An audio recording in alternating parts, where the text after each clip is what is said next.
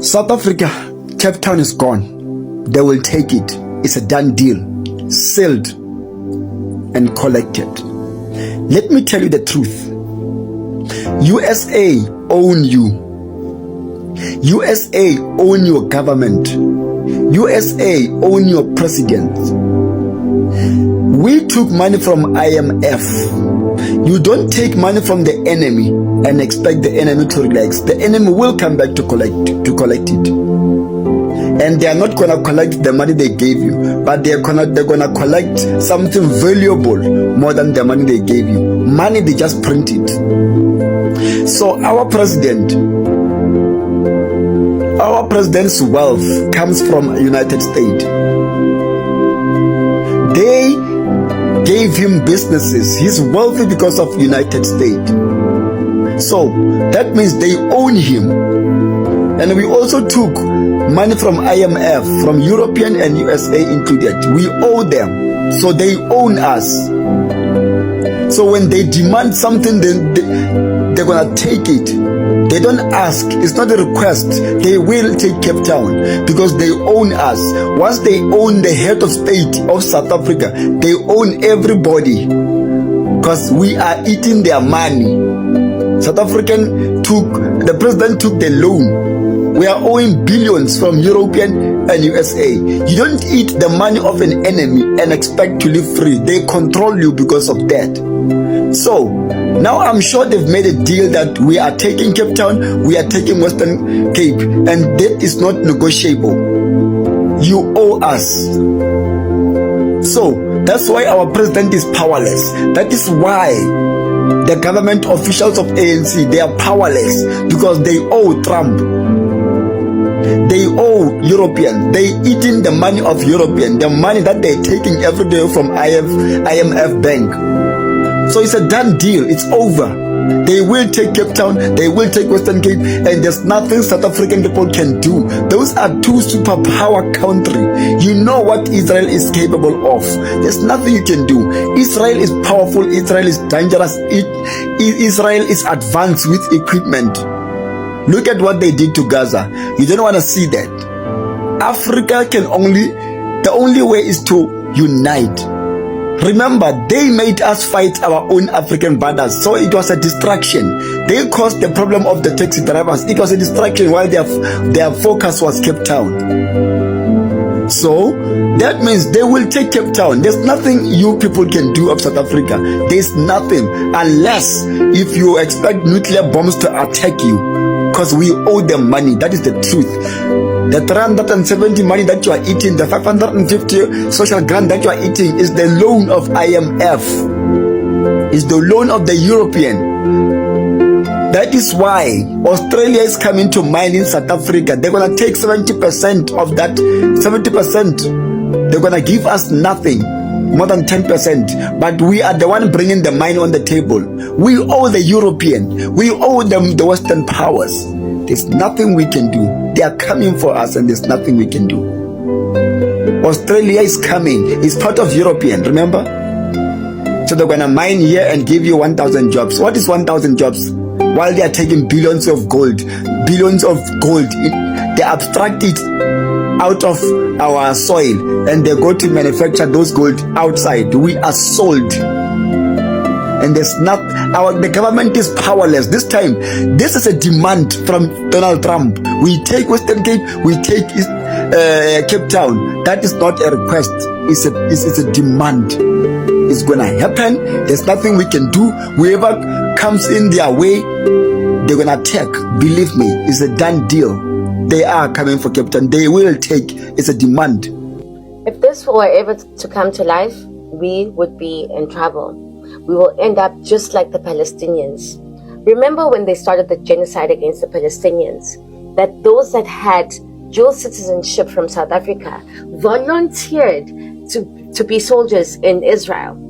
They went voluntarily to fight against the Palestinians, number one. And then when shit hit the fan, when Yemen started bombing them and showing them their mother, the flights from Tel Aviv, majority of them were flying to Cape Town directly.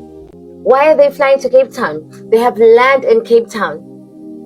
They had a conference, a private conference, where they were selling land, Gaza land, in Cape Town. There was a showcase. Things that they don't talk about. And what they do is they enter people's land, take over the land, and literally they try to remove the ethnic people from that space. It's something that they've been doing everywhere. They're doing it now in Sudan. They've done it in Australia. They've done it in America. Abu Trump are claiming to be the originals. They say America, they are not. They are not. And this is a trend. It's in their blood. This is what they do. They just take over where they destroy. This is who they've always been. They just can't live in harmony. And this Cape Independence is being pushed so much that even the harbors in KZN, our best harbors, are being destroyed intentionally so that Guzo push the main harbor to Cape Town, and then it becomes the hub, the industrial hub of South Africa. It will be a mess. These people have never entered any land and lived in harmony, regardless of how nice and receptive the natives are. They can't do it. It's not in them. So if we ever allow this, I'm telling you, the Papa Sultans, and if our government is captured, we see it. And now, going to what they announced last night, that we have an economic crisis. He will and say, come save us. For those of you that have been following me for a while, you will notice that I've had certain themes that I've hit on. Number one, Zimbabwe is reindustrializing. Number two, Africa is growing and black Africans are beginning to build their economies. Number three, white-controlled South Africa, which has sabotaged countries like Zimbabwe and Africa in order for it to remain in control of Africa, is in a decline. Number four, South Africa might face sanctions that it has supported against other African countries. Now, let's read this for you to understand where I'm going. ArcelorMittal South Africa CEO Cobus Vester has raised concerns over Zimbabwe's steel imports, describing them as one of the several unfair pressures on South Africa's struggling steel sector. South Africa imports about 37% of its steel requirements, with 94,000 tons of steel billet, mainly used for bars, rods, bought in duty-free from Zimbabwe in 6 months to June. So, when you go back to the themes that I brought up above, what the CEO of ArcelorMittal is not saying is that South Africa has been the dominant and leading economy in Southern Africa and in Africa for the past 100 years because of a number of factors.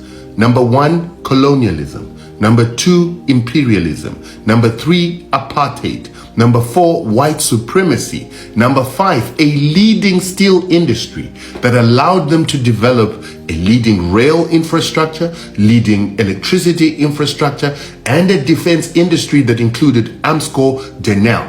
They were able to dominate other African countries because of having a leading steel industry. So here is where the karma comes in for ArcelorMittal and white monopoly capital in South Africa.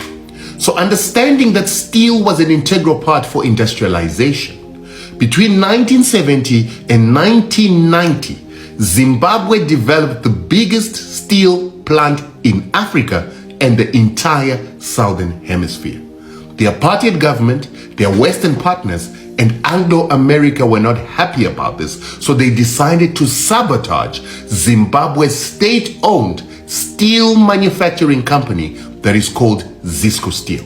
Now, Zisco Steel had become the biggest steel plant in the Southern Hemisphere and in Africa. Now, the reason why Zisco Steel, a Zimbabwean government-owned parastatal, had become the biggest steel manufacturer in Africa and in the Southern Hemisphere is because Zimbabwe has the biggest, highest quality iron ore reserves or hematite reserves in the world at over 200 billion tons. So, Anglo-America, which was a minority shareholder in Zisco Steel, alongside with Voest-Alpine of Austria, that used to provide the machinery and technology for Zisco Steel, began to sabotage Zisco Steel.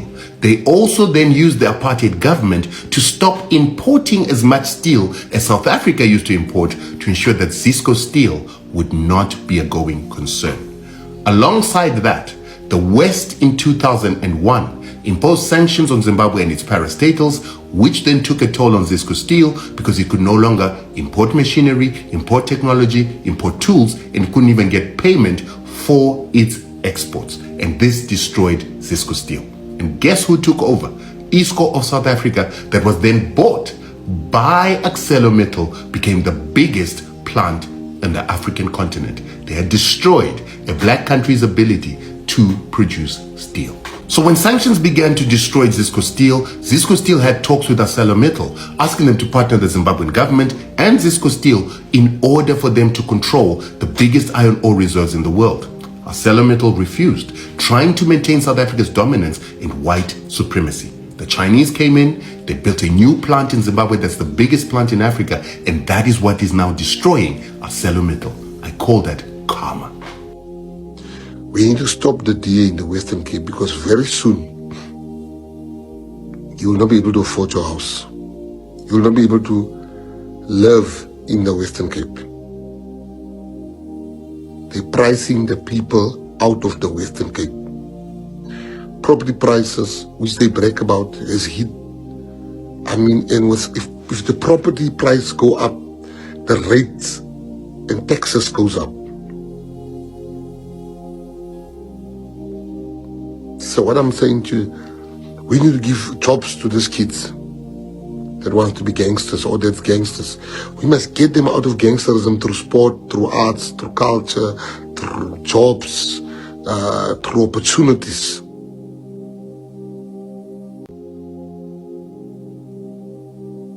So this war is not a war for a position. Every day I am seized with making sure we uplift leaders in the PA. Because I can't be the leader forever. We need to make sure if something happens to me, there's people that is equipped enough to stand up. I read something by Grant Pascoe this morning. Very powerful thing he wrote. Grant says that there's a great opportunity for us when it comes to the next election, because some of our people are not registered, some of them are not voting, and that is true. PA will now, and I have to say it, I know the roof kickers will steal it, every area in the month of September, every Saturday will be a registration Saturday. We're not going to wait for it. This is every Saturday, from September. In your area, you need to go and register people, get their names, check who doesn't have IDs. You must have a table of registration. You guys must drive people and young people in the street. You need to pick them up and say, come, and geef naam en daso, address, and then we will start registering them. This is a very clear instruction. Yes, I can tell you. Do you know what is the murder rate in South Africa? It's worse than some of the war-torn country in the world. And you know what's the worst? You know what is the suicide rate of police officers in South Africa? Our police officers are killing themselves more than the civilians. It is because of the working environment, the working conditions, and the government that does not care. Yesterday, we were in provincial legislature. We were told, Mr. Premier, the police accountability does not lie with me. And we are standing here at his office today to tell them that we as Gauteng residents, we as South Africans, we had enough. And they will say in Afrikaans, genoeg is genoeg. We do not want no more killings in Eldorado Park.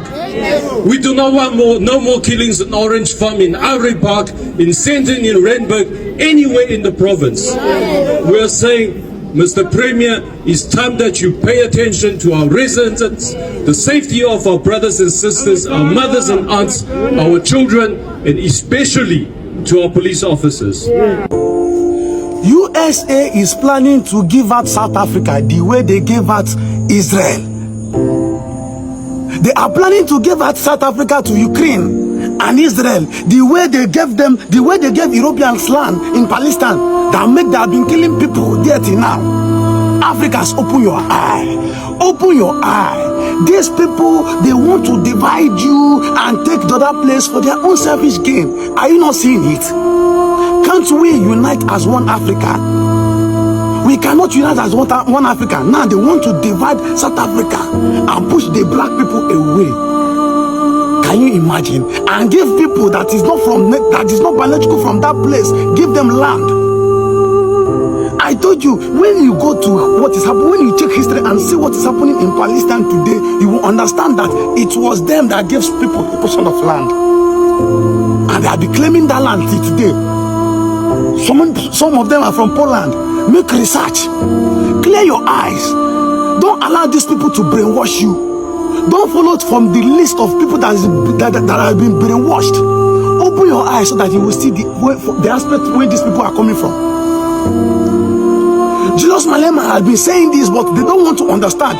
You people will sit down and be watching, and before you know it, the whole country has been divided.